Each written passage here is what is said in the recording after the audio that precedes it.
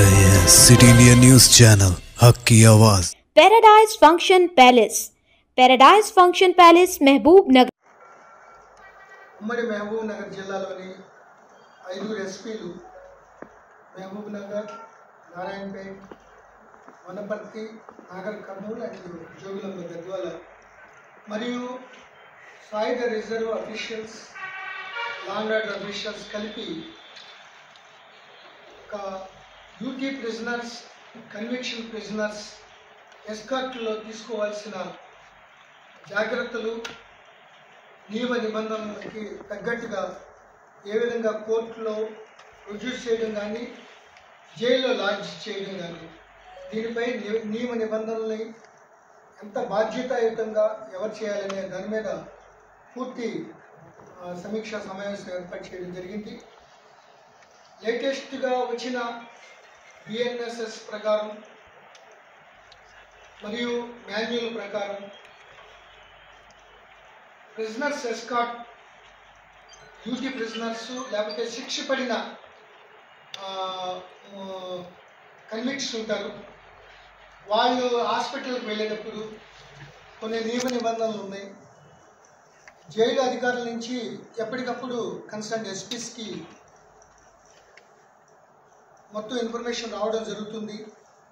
అతని యొక్క కన్విక్ట్ యొక్క హిస్టరీని బట్టి, అతని యొక్క బిహేవియర్ని బట్టి ఏమైనా సూసైడల్ టెండెన్సీ ఉందా, ఏమైనా అటాకింగ్ ఉందా, previous history of heinous crimes ఉందా అనే దాని మీద వాళ్ళ యొక్క సమాచారం పొందుపరుస్తారు.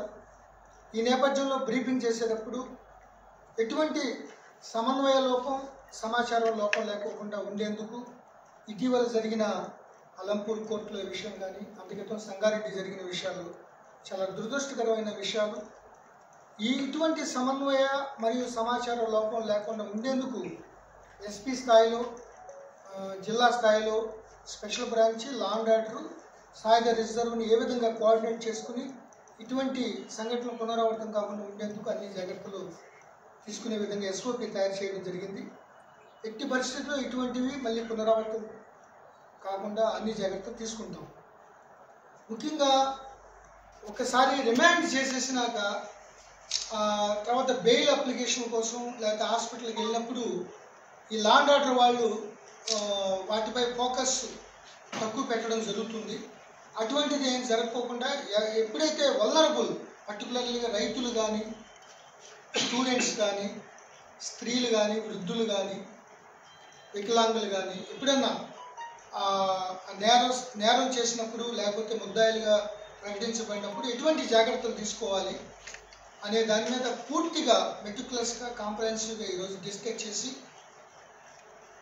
ఒకవేళ హ్యాండ్ కప్ ఎవరన్నా వేయాల్సిన పరిస్థితి వస్తే ఐదర్ జ్యుడిషియల్ మేజిస్ట్రేట్ యొక్క పర్మిషన్తో కానీ, ఒకవేళ చట్ట ప్రకారం బిఎన్ఎస్ఎస్ 43(3) ప్రకారం ఎవరైతే టెర్రరిస్టులు, నక్సలైట్లు లేకపోతే ప్రీవియస్ హిస్టరీ ఉన్న అటాక్ చేసేవాళ్ళు, లేకపోతే ఎదురు తిరిగేవాళ్ళు, సూసైడల్ టెండెన్సీ ఉన్నవాళ్ళు ఎవరైతే వేయాలో అటువంటిప్పుడు బాధ్యతాయుతంగా ఎస్పీ స్థాయిలో ఆ పర్మిషన్ తీసుకునే విధంగా, ఎందుకంటే ఎట్లయినా రివ్యూ చేస్తారు ప్రతిరోజు డ్యూటీ బిజినెస్ ఎవరెవరు ప్రొడ్యూస్ చేస్తారు, దానిపై శ్రద్ధ తీసుకునే విధంగా మేము ఈరోజు చర్చించడం జరిగింది. మొన్న జరిగిన ఆలంపూర్ సంఘటనలో అతి జాగ్రత్త, అతి రక్షణాత్మకంగా ఈ కానిస్టేబుల్స్ ఎవరైతే ఎస్కార్ట్లో ఉన్న ఏఆర్ఎస్ఐలు కానీ, ఎస్ఐలు కానీ ఎక్కువ రక్షణాత్మకంగా ఏదో జరిగిపోద్ది, ఏమన్నా వెళ్ళిపోతే ఏదో అవుతుందనే ఉద్దేశంతో, అంటే ఒక రకంగా ఏదైనా జరిగితే సస్పెన్షన్ గురవుతావా అనే భావంతో సస్పెండ్ గురి అయినట్టు తెలుస్తుంది.